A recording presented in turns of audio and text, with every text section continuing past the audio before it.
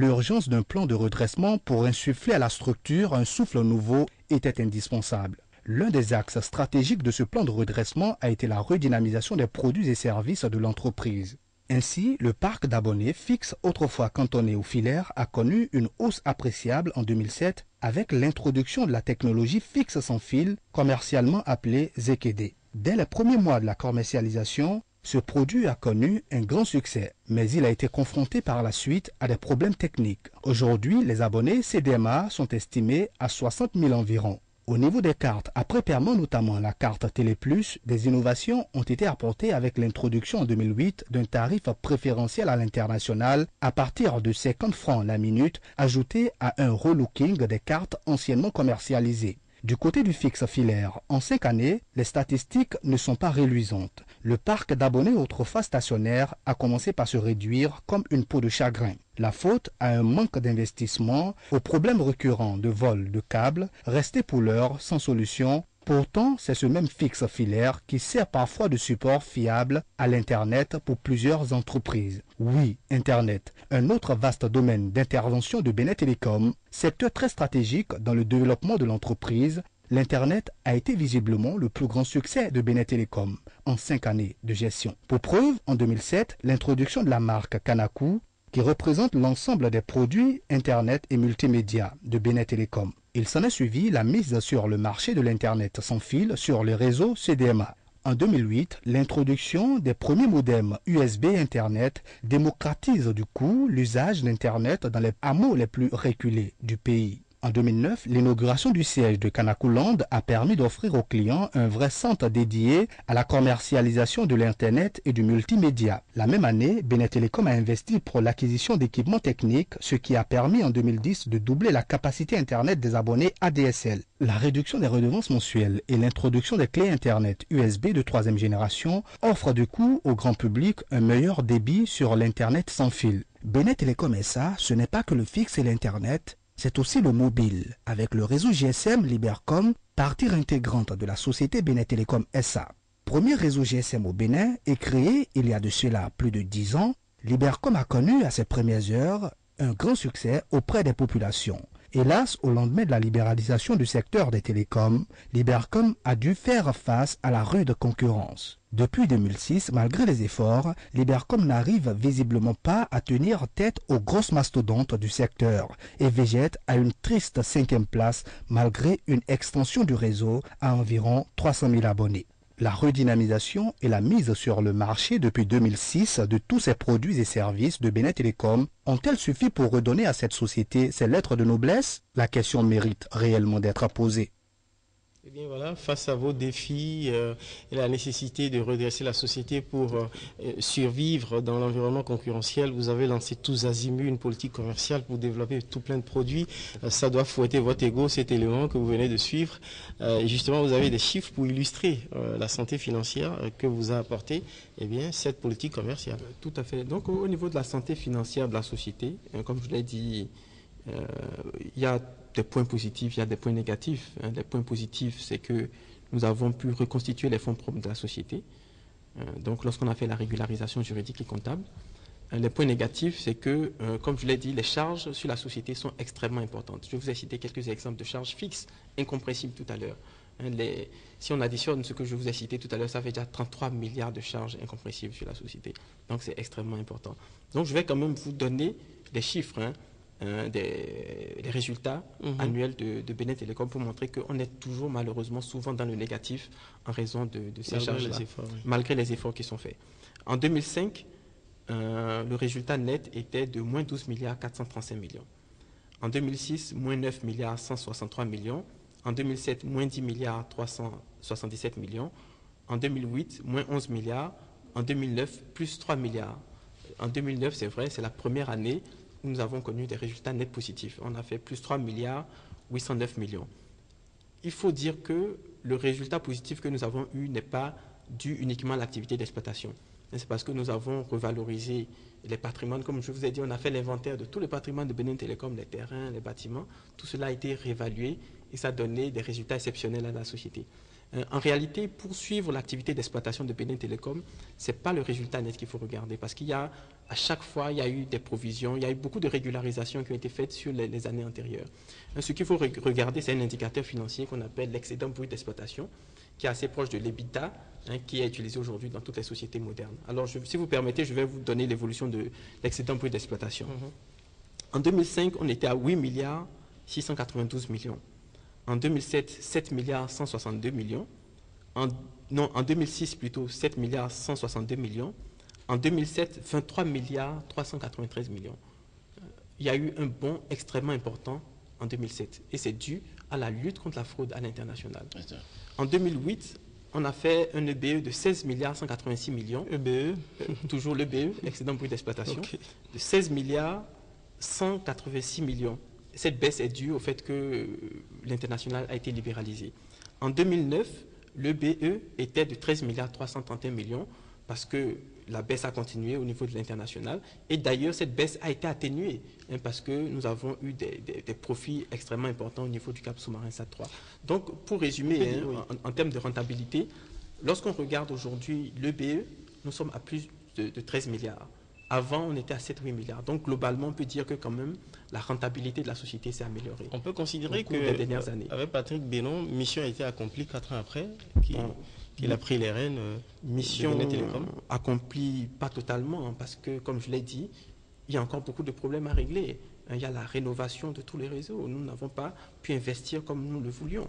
Donc, beaucoup de problèmes ont été réglés, c'est vrai.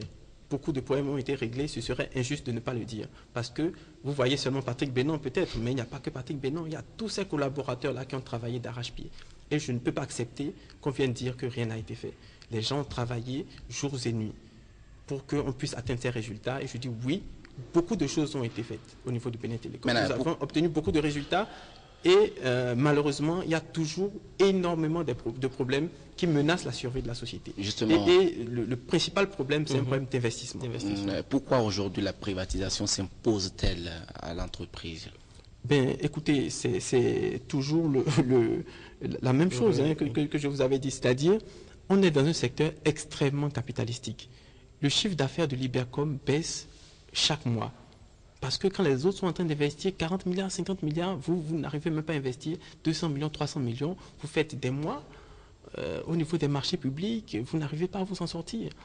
Donc, en fait, c'est ça le principal problème de la société. Mais pourquoi vous faites une idée fixe justement sur la question, la marche forcée vers la privatisation, plutôt que une réforme spécifique au niveau des marchés publics pour justement assouplir la procédure de passation de marché au bénéfice de Benin Telecom? C'est quand même une entreprise d'État et l'État a la souveraineté de décider, notamment à travers le gouvernement en complicité avec l'Assemblée, c'est une question de souveraineté, d'assouplir les procédures pour permettre à cette entreprise de se remettre à flot et de faire face à la concurrence. Bon, déjà, ça, c'est une alternative. Pourquoi on n'y travaille pas? Non, déjà, il n'y a pas de marche forcée vers la privatisation. Je crois que c'est marche fatale.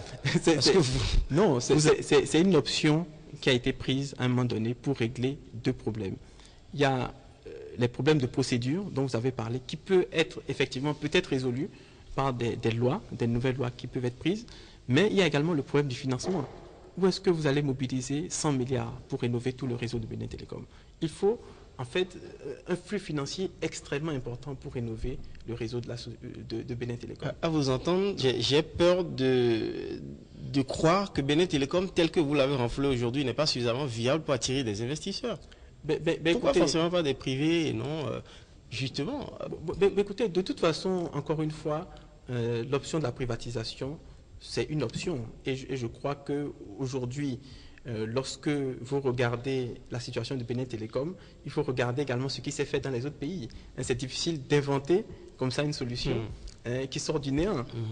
Aujourd'hui, face à cette situation, dans tous les autres pays, c'est la privatisation qui a été faite. Donc, on ne voit pas encore très bien d'autres solutions. Mais encore une fois, il peut y avoir des solutions intermédiaires. Mais il peut y avoir des solutions intermédiaires. On peut imaginer effectivement que, bon, par un mécanisme donné en utilisant certaines garanties de la société, on puisse mobiliser des financements. On peut imaginer que vraiment il y a de la souplesse dans la gestion de la société. On peut imaginer tout ça. Mais c'est vrai que, bon, l'option qui paraît être la plus efficace, en tout cas qui a marché dans les autres pays, c'était vraiment l'option de la privatisation. Il y a certains pays, où en c'est vrai, qui y sont allés, et au Bénin, où est-ce qu'on en est? Voilà, donc aujourd'hui, où est-ce qu'on en est au niveau de la privatisation de la société? Il y a un appel d'offres qui avait été lancé en 2010. Donc il y a plusieurs opérateurs qui avaient répondu, notamment 2 opérateurs. L'offre la mieux disante était de l'ordre de 26 milliards. Je crois que c'est paru dans la presse aussi bien nationale qu'internationale. Il y avait plusieurs conditions associées à cette offre-là. Le gouvernement a estimé que c'était trop faible. Et donc il y a eu des mois de négociations et finalement le gouvernement a déclaré l'appel d'offres infructueux. Et d'ailleurs en ce moment le gouvernement est en train d'imaginer, d'étudier, de planifier, de construire vraiment une autre forme de restructuration, toujours qui va consister à associer la gestion de Bénin Télécom à des privés. Mais je vais laisser le soin à des voix plus autorisées que la mienne pour expliquer la réforme telle qu'elle est prévue aujourd'hui pour toujours faire entrer le privé donc, dans la gestion de Bénin Télécom. À vos débuts, dans votre initiative de redressement de l'entreprise, vous avez eu le soutien des syndicats. Aujourd'hui, quand vous parlez de privatisation, est-ce que vous pensez que tout le monde a adhéré à la cause? Ben, écoutez, moi je crois qu'au niveau de la société, la privatisation n'est pas rejetée par le personnel de la société. Je suis sûr. Mais elle est contestée, vous savez qu'elle a été contestée. Par exemple, en 2009, le collectif des syndicats de Bénin Télécom, SA, a tapé du poing sur la table pour dire voilà, qu'au fond, la clé de répartition du capital, l'ouverture du capital, le schéma qui avait été retenu ne permettait pas, au fond, à Bénin Télécom de rester au niveau des capitaux béninois, mais plutôt complètement aux mains des capitaux étrangers. Voilà. En fait, il y a eu des doléances par rapport à la privatisation. La privatisation n'a pas été rejetée par le personnel. Il y a eu des doléances. Ils ont effectivement dit, bon, par rapport à telle mesure, on préfère telle chose. Par rapport à telle chose, on préfère, etc. C'est ce qui a été fait.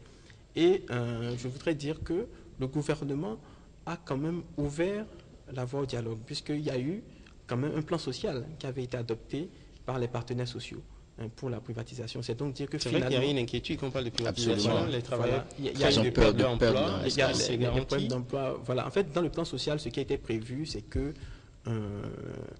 c'est un plan de départ volontaire. En fait, vous savez, au niveau de la société, il y a aujourd'hui près de 400 personnes qui partiront à la retraite d'ici 2 ans. Donc, l'idée, c'était de dire, si vous souhaitez partir plus tôt, partir de façon anticipée, vous pouvez vous inscrire à ce plan social pour qu'on allège la société en même temps. Et donc, c'est ce qui a été fait et je crois que ça avait été compris et accepté par le personnel et par les partenaires sociaux. Est-ce que l'ouverture à 51% du capital de Bénin Télécom, en tout cas dans le projet de privatisation tel que retenu par le gouvernement de Boni Aïssa, finit par être accepté par les syndicats? Tout à fait. Je crois qu'au final... 51% aux étrangers. 51%, quand on dit aux étrangers, au secteur privé. 51% au secteur... De toute façon... Parce qu'au départ, vous savez... Non, en fait, aujourd'hui, c'est une question de marché. Si vous dites, vous voulez ouvrir à moins de 51%, c'est pas sûr que vous trouvez quelqu'un. Parce que même à 40%. Même à 40%, c'est pas sûr. Il y a beaucoup de privatisations qui n'ont pas abouti. Il faut savoir que le privé... Mais pourtant, on dit au Sénégal, le capital a été ouvert aux étrangers à moins de 40%. C'était dans les années 90. C'était dans les années 90. Si c'était à refaire, vous pensez que ça n'allait pas marcher? Si c'était refait en 2011, ça allait être beaucoup plus difficile. Aujourd'hui, les règles ont changé. On est dans un secteur où ça change très très vite. Il faut savoir que lorsque le privé veut injecter son argent, en général, il veut contrôler la gestion de la société. Est-ce que la possibilité sera donnée dans le schéma qui peut-être est en train d'être retenu pour que des Béninois, des petits porteurs aient aussi une part au capital, que le personnel de Bénin Télécom aussi puisse avoir un droit au capital, accès au capital?